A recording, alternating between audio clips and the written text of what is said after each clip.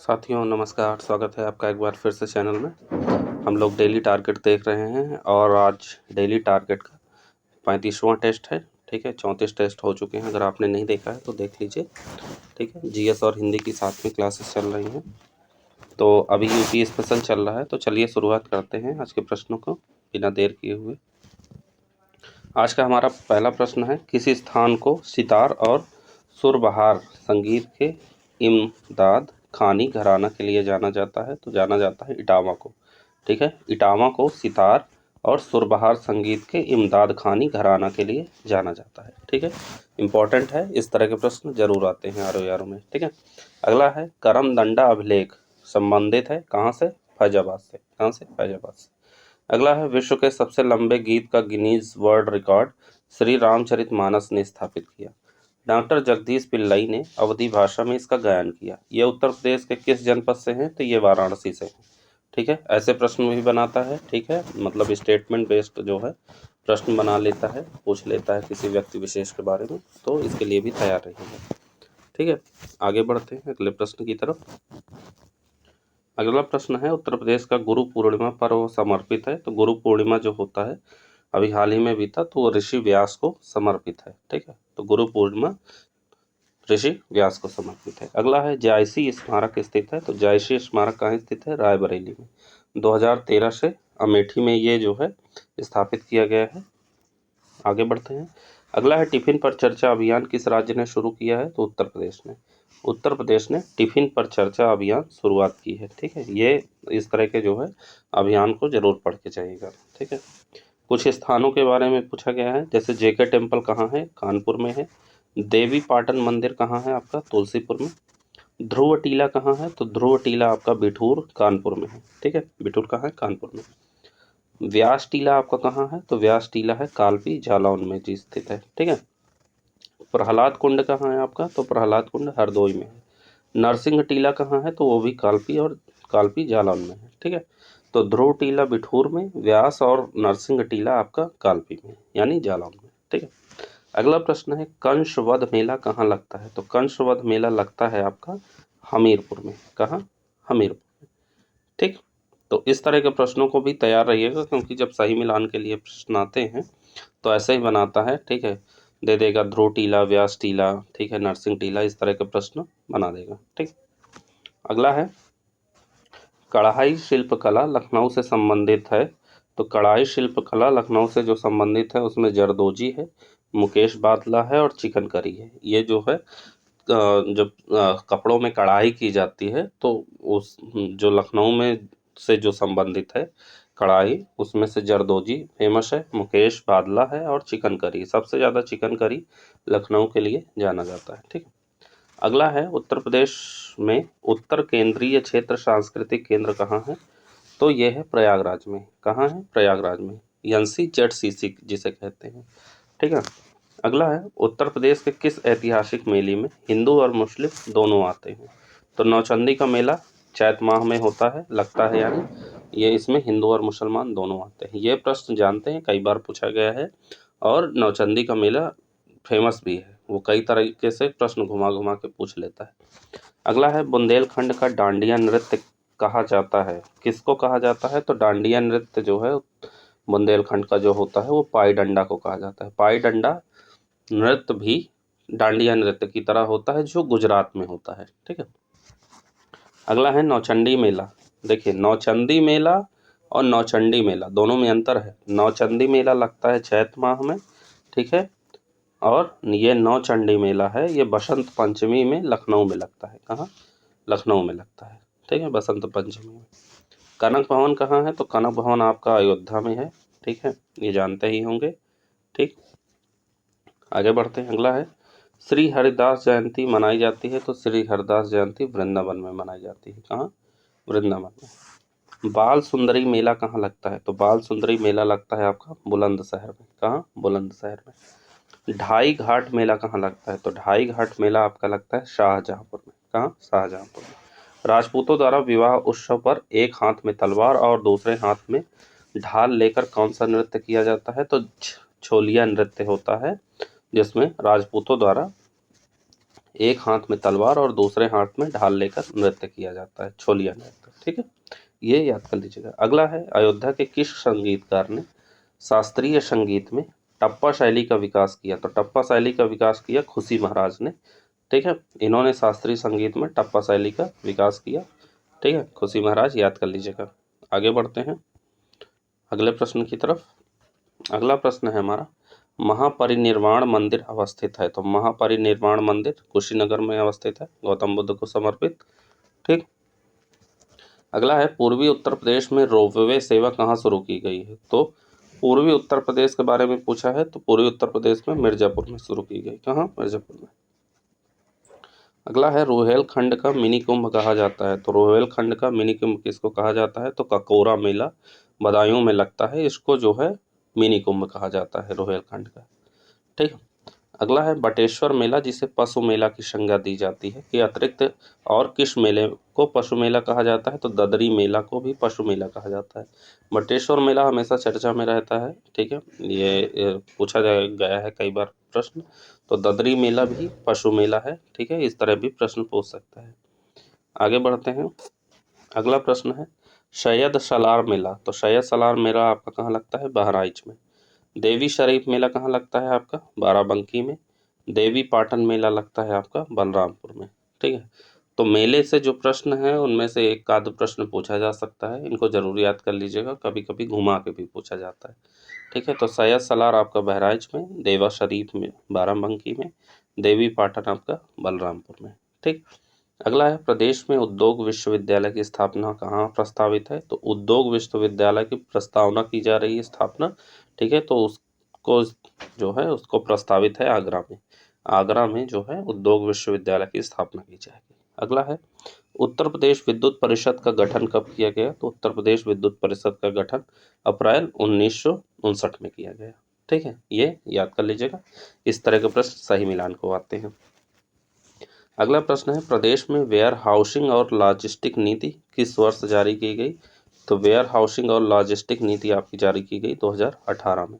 2020 में इसे उद्योग का दर्जा मिला। तो ये इम्पोर्टेंट, वेरी इंपॉर्टेंट प्रश्न है, क्योंकि पूछा जा सकता है कि वेयर हाउसिंग और लॉजिस्टिक नीति को उद्योग का दर्जा कब दिया गया? तो 2020 में दिया गया।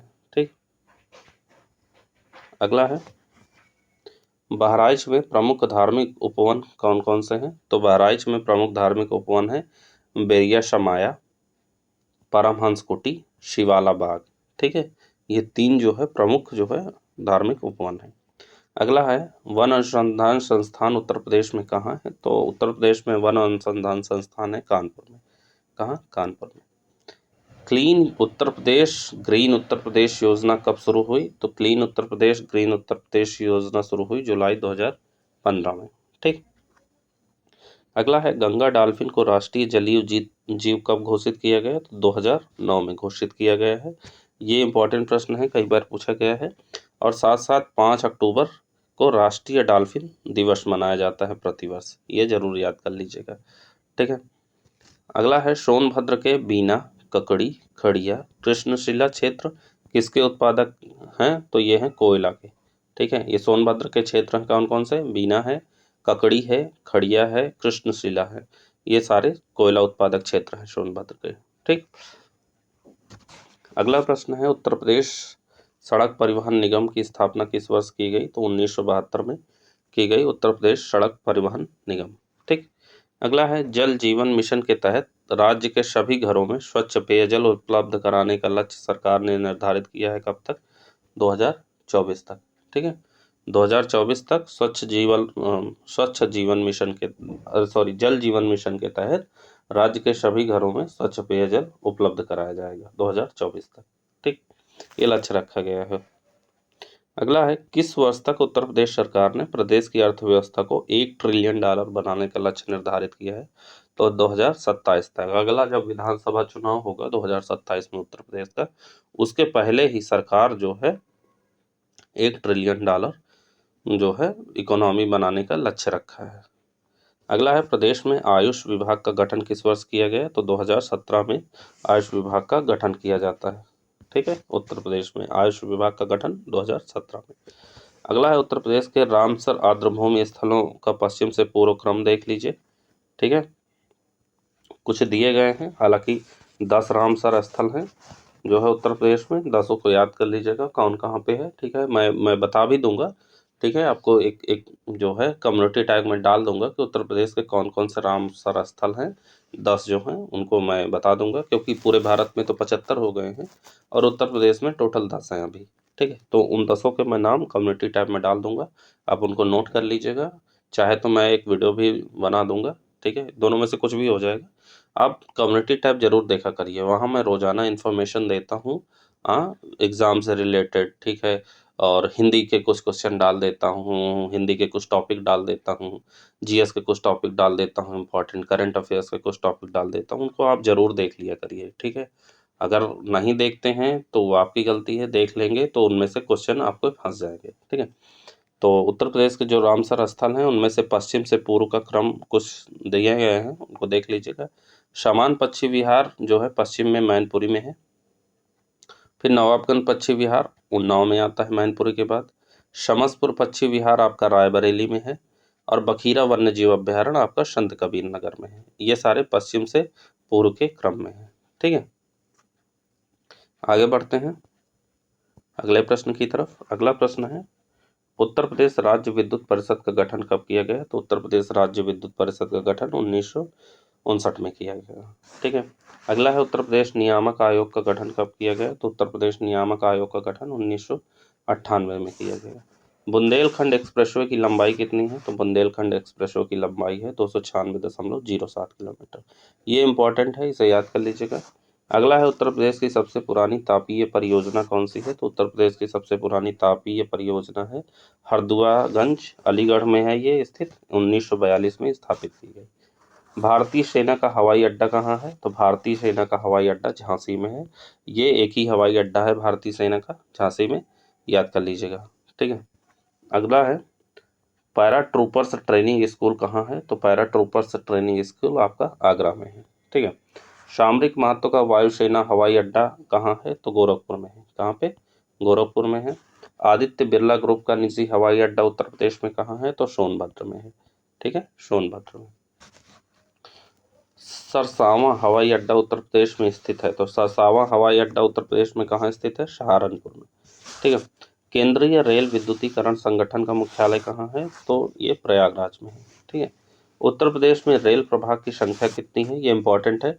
तो 8 है, टोटल 8 है उत्तर प्रदेश में रेल प्रभाग की संख्या। अगला है, उत्तर प्रदेश में रेल नेटवर्क पर स्थान पे है, कौन से स्थान पे है? तो पहले स्थान पे है। कौन से? पहले स्थान पे है रेल नेटवर्क के मामले में, ये जरूर याद कर लीजिएगा। अगला है, भारत का सबसे लंबा रेलवे यार्ड कहाँ है? तो भारत का सबसे लंबा रेलवे यार्ड है पंडित दीनदयाल उपाध्याय जंक्शन। ठीक है, ये सबसे लंबा रेलवे यार्ड है। अगला है, पुरातत्व एवं खनिज कर्म निदेशालय की स्थापना कब होती है? तो भूतत्व एवं खनिज कर्म निदेशालय की स्थापना होती है 1955। भूतत्व एवं खनिज कर्म निदेशालय 1955 में स्थापित किया जाता है। अगला है, उत्तर प्रदेश राज्य खनिज विकास निगम की स्थापना कब होती है? तो ये 1974 में। दोनों में अंतर है, सूक्ष्म अंतर है, तो याद कर लीजिए। खनिज विकास को उद्योग का दर्जा कब दिया गया? तो खनिज विकास को उद्योग का दर्जा दिया गया दिसंबर 1998 में। इंपॉर्टेंट है, याद कर लीजिएगा। अगला है, गुरुमा, कनाच, बाबूहारी, रोहतात किस जिले से संबंधित है? तो ये मिर्जापुर जिले से है। ये चूना पत्थर के क्षेत्र हैं, गुरुमा, कनाच, बाबूहारी और रोहतात, ये सब चूना पत्थर के क्षेत्र हैं जो कि मिर्जापुर में है। अगला है, उत्तर प्रदेश में उच्च कोटि का डोलोमाइट खनिज किस जिले से प्राप्त होता है? तो उच्च कोटि का डोलोमाइट प्राप्त होता है सोनभद्र जिले से। कहाँ से? सोनभद्र से। आगे बढ़ते हैं, अगला प्रश्न है, बाशी मकरी एवं खोह क्षेत्र किस लिए प्रसिद्ध है? तो ये मिर्जापुर में है, फायर क्ले के लिए प्रसिद्ध है। फायर क्ले जो है तो खनिज होता है जिसके लिए जो है बाशी, मकरी और खोह क्षेत्र मिर्जापुर में स्थित है, जो इसके लिए प्रसिद्ध है। अगला है, द ऑपरेशन ग्रीन्स परियोजना उसका उत्तर प्रदेश में शुभारंभ कब हुआ था? तो द ऑपरेशन ग्रीन्स परियोजना का उत्तर प्रदेश में शुभारंभ 1 जुलाई 2001 को होता है। ये जो है वृक्षारोपण के लिए योजना चलाई गई थी। अगला है, चंद्रशेखर आजाद पक्षी विहार कहाँ है? तो उन्नाव में है। ठीक है, ये इंपॉर्टेंट है, याद कर लीजिएगा। उत्तर प्रदेश में सबसे लंबा राष्ट्रीय राजमार्ग कौन सा है? तो सबसे लंबा है NH-34। उत्तर प्रदेश में एयरफोर्स के नियंत्रण में कुल कितने हवाई अड्डे हैं? तो कुल 8 हवाई अड्डे हैं, ये जरूर याद कर लीजिएगा। एक जिला एक उत्पाद योजना के तहत बांसुरी और ढोलक का संबंध किस जिले से है? तो क्रमशः पूछा है, तो बांसुरी का जो है संबंध है पीलीभीत से और ढोलक का संबंध है अमरोहा से। बांसुरी एक जिला एक उत्पाद में पीलीभीत से है और ढोलक एक जिला एक उत्पाद से अमरोहा से। ठीक है, तो ये रहे हमारे जीएस के प्रश्न। अब चलते चलते हम हिंदी के प्रश्नों को भी देखते हैं। हिंदी में चल रहा है वाक्यांश। ठीक है, हमारा पहला प्रश्न है, जिसको पकड़ने में कठिनाई हो, तो जिसको पकड़ने में कठिनाई हो के लिए एक शब्द होगा दुराभिग्रह या दुग्राह्य। ठीक है, दुराभिग्रह या दुग्राह्य, ये दोनों में से कोई भी आ सकता है। ठीक है, जिसको पकड़ने में कठिनाई हो। अगला है शक्तिशाली, दयालु, शांत, धीर योद्धा को धीरोदात्त कहते हैं। क्या कहते हैं? धीरोदात्त। वह नायक जो बहुत असहिष्णु, उग्र स्वभाव का तथा सदा अपने गुणों का अपने आप वर्णन करता हो, उसको धीरोदात्त कहते हैं। ठीक है, ऐसा कोई नायक जो असहिष्णु हो, उग्र स्वभाव का हो तथा सदा अपने गुणों का अपने आप वर्णन करता हो, उसे धीरोदात्त कहते हैं। ठीक है, अगला है एक प्रकार का कलावंत एवं मृदु स्वभाव वाला नायक, उसको धीर ललित कहते हैं। कलावंत एवं मृदु स्वभाव वाले नायक को क्या कहते हैं? धीर ललित। ठीक है, अगला है धारण करने वाला। धारण करने वाला के लिए एक शब्द हो जाए, एक शब्द होगा धारक या धारिता, दोनों में से कोई लिखा हो ऑप्शन में, दोनों सही हैं। धारण करने वाले को धारक भी कहते हैं, धारिता भी कहते हैं। अगला है वह जो पृथ्वी को धारण करता हो, तो पृथ्वी को धारण करने वाले को क्या कहेंगे? धरणीधर कहेंगे। ध्यान करने वाला, तो ध्यान करने वाला के लिए एक शब्द हो जाएगा ध्याता या ध्यानी। ठीक है, एक स्थान से दूसरे स्थान पर चलने वाला, तो एक स्थान से दूसरे स्थान पर चलने वाले के लिए एक शब्द हो जाएगा जंगम। क्या हो जाएगा? जंगम। अपने स्थान पर अटल रहने वाले के लिए एक शब्द हो जाएगा ध्रुव। ये कई बार पूछा गया है ध्रुव वाला, तो ध्यान से याद कर लीजिएगा, अपने स्थान पर अटल रहने वाला। अगला है जो बड़ों का आदर करना ना जानता हो, तो जो बड़े का आदर करना ना जानता हो उसके लिए निरीश शब्द होता है। क्या होता है? निरीश। ठीक है, ध्यान से याद कर लीजिएगा, निरीश। अगला है जिसके शरीर पर आघात ना हो, जिसके शरीर पर आघात ना हो उसे नासे तुद कहते हैं। क्या कहते हैं? नासे तुद। जिसमें हानि या अनर्थ का डर, जिसे में हानि या अनर्थ का डर ना हो उसे क्या कहेंगे? निरापद कहते हैं एक शब्द में। ऋण न चुकाने वाला के लिए एक शब्द क्या हो जाएगा? नादिहंद हो जाएगा। क्या? नादिहंद। जो व्यक्ति सांसारिक विषय भोग से रहित हो उसके लिए एक शब्द हो जाएगा निरीह। क्या हो जाएगा? निरीह। जिसमें अवयव ना हो के लिए शब्द हो जाएगा निरवयव। क्या हो जाएगा? निरवयव। देने की इच्छा, देने की इच्छा के लिए शब्द हो जाएगा दित्सा। कार्य करने की इच्छा के लिए एक शब्द हो जाएगा चिकीर्षा। क्या हो जाएगा? चिकीर्षा। देखने की इच्छा, देखने की इच्छा के लिए एक शब्द हो जाएगा दिदृक्षा। क्या हो जाएगा? दिदृक्षा। ठीक है, आगे बढ़ते हैं। अगला है किसी को कोई काम करने के लिए उत्तेजित या विवश करना, किसी को कोई काम करने के लिए उत्तेजित या विवश करने के लिए एक शब्द हो जाएगा प्रतोद। क्या हो जाएगा? प्रतोद। मनुष्य की साधारण प्रकृति से मृत्यु, यानी प्रकृत रूप से साधारण मृत्यु हो जाएगा, उसको प्रमीत कहेंगे। क्या? प्रमीति। ठीक है, ध्यान से याद कर लीजिएगा। अगला है जिसका बदला दिया जा चुका हो, तो जिसका बदला दिया जा चुका हो उसके लिए प्रतिकृति होता है। क्या होता है? प्रतिकृति। भूतों का ईश्वर, भूतों का ईश्वर के लिए शब्द हो जाएगा भूतेश। मान करने या कराने वाली नायिका, मान करने या कराने वाली नायिका के लिए एक शब्द हो जाएगा मानिनी। बड़ा माँ, छोटी नी और बड़ी नी, मानिनी। ठीक है, आगे बढ़ते हैं। अगला है सर्दी में होने वाली वर्षा, सर्दी में होने वाली वर्षा के लिए महावट या मावट, दोनों में से कोई शब्द आ जाए, महावट या मावट, दोनों सही है। ठीक है, अगला है युवा या युवती होने की अवस्था को क्या कहते हैं? यौवन कहते हैं। ठीक, दान में प्राप्त हुआ दास, ये पूछा गया प्रश्न है। दान में प्राप्त हुआ दास को क्या कहेंगे? लब्ध कहेंगे। क्या? लब्ध। जो आंखों से संबंधित हो, आंखों से संबंधित हो उसे चाक्षुष कहेंगे। ज्ञान नेत्र से देखने वाला, ज्ञान नेत्र से देखने वाले को लिए एक शब्द हो जाएगा दिव्य चक्षु। क्या हो जाएगा? दिव्य चक्षु। जो केवल फल खाकर रहता हो, तो जो केवल फल खाकर रहता हो उसे फलाहारी कहेंगे एक शब्द में। फल की आकांक्षा वाला, तो फल की आकांक्षा वाले के एक शब्द हो जाएगा फलाशक्त। समुद्र में लगने वाली आग, तो समुद्र में लगने वाली आग को बड़वाग्नि या बड़वानल कहेंगे। क्या कहेंगे? बड़वाग्नि या बड़वानल। जो सब कुछ जानता हो, जो सब कुछ जानता हो के लिए एक शब्द सर्वज्ञ।